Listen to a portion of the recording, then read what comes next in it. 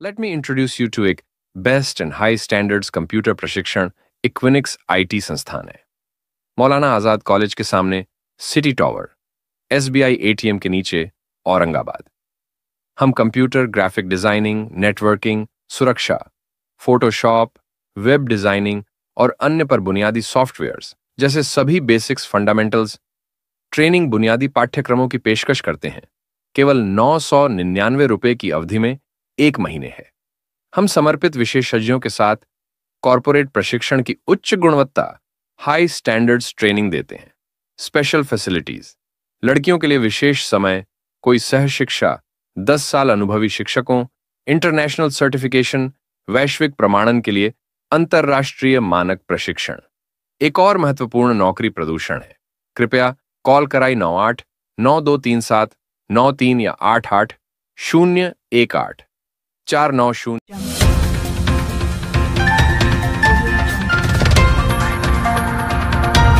आमचे गह राठोड सर या कार्यक्रमाचे उद्घाटक श्री नारायण चव्हाण, माजी रिलायन्स पॉवर लिमिटेडचे vice president ससो Khandalkar sir, लोकमतचे ससो Khandalkar sir आणि रगडे सर, आमचे हरिश्चंद्र राठोड राष्ट्रीय सल्लागार या पक्षाचे, संजय राठोड भाजपचे प्रदेश सरचिटणीस, रोहिदास पवार बंजारा बंदरचे राष्ट्रीय अध्यक्ष, नंतर शंकर चव्हाण, उत्तम राठोड, शंकरराव चव्हाण आणि समस्त मंडळी, पत्रकार बंधूंनो आणि बाकी सर्व समस्त मंडळी, यापूर्वी मी सर्व दोन महात्म्यांना जसे शिवाजी महाराज, डॉक्टर बाबासाहेब आंबेडकर, महात्मा फुले, अहिल्याबाई होळकर यांना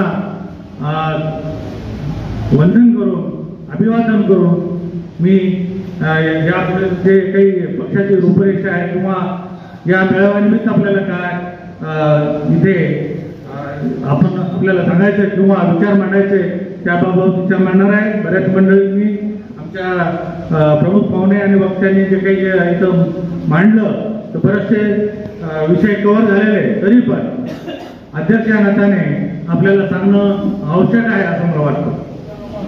बंधूंनो, या देशामध्ये आतापर्यंत बरेचसे पक्ष वगैरे झालेले आहेत, मोठमोठे पक्ष आहेत, परंतु जे छोटे मोठे पक्ष आहेत ते अजूनही धडपड करत आहेत आणि विधानसभा आणि लोकसभा लढवण्याच्या तयारीत असतात किंवा लोकसभा आणि विधानसभा ते लढवत असतात।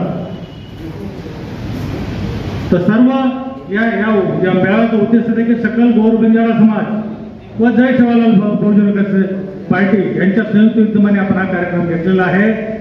या निमित्त बरेचसे ज्येष्ठ मंडळी इथे हजर आहेत आणि आलेले आहेत।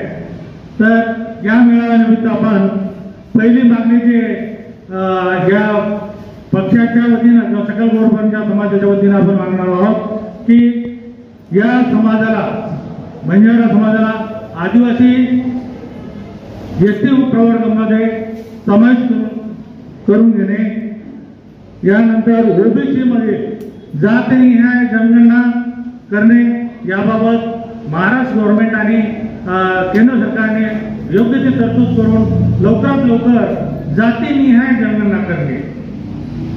आतापर्यंत मोदी सरकारकडे निवेदने वगैरे गेलेली, वेगवेगळ्या पक्षाची गेलेली आहे, पुढे नाही काय अस्तित्वात 10 वर्षानंतर ओबीसीची जातनिहाय जनगणना झाली पाहिजे, व्हायला पाहिजे, ती झालेली नाही।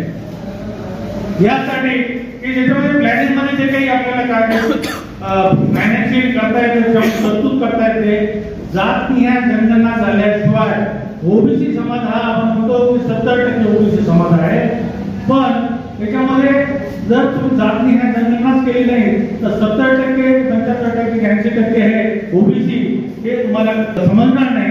यासाठी आमची आग्रहाची मागणी असेल आमच्या पक्षाच्या वतीनं, सकल गौरवच्या वतीनं, समाजाच्या वतीनं आणि जय सेवालाल बहुजन विकास पार्टीमध्ये की जातनिहाय जनगणना केंद्र स्तरावर आणि राज्य स्तरावर झालीच पाहिजे, ही आमची मागणी आहे। आदिवासीमध्ये सुद्धा आमचा बराचसा समाज सकल गोरबंजा समाज पूर्ण देशातला हिंदुस्थानामध्ये बऱ्याच राज्यामध्ये अनुसूचित जमातीमध्ये आपला प्रवर्ग आहे. बंजारा समाज काही ठिकाणी एसटी मध्ये आहे, कर्नाटक आहे, एसटी मध्ये आंध्रा आहे, तेलंगणा आहे, किंवा बऱ्याचशा बाकीच्या स्टेटमध्ये एसटी मध्ये आहे. तशीच आमची मागणी राहणार आहे की महाराष्ट्रातील बंजारा समाजाला आम्हाला एसटी मध्ये या प्रोग्राममध्ये समावेश करून घ्यावे अशी ही पण आमची मागणी राहणार आहे. यासाठी आम्ही आंदोलन बाकीच्या मोठ्या प्रमाणात एक मोठा महाधिवेशन घेऊन याबाबतची मागणी आम्ही घेणार आहोत.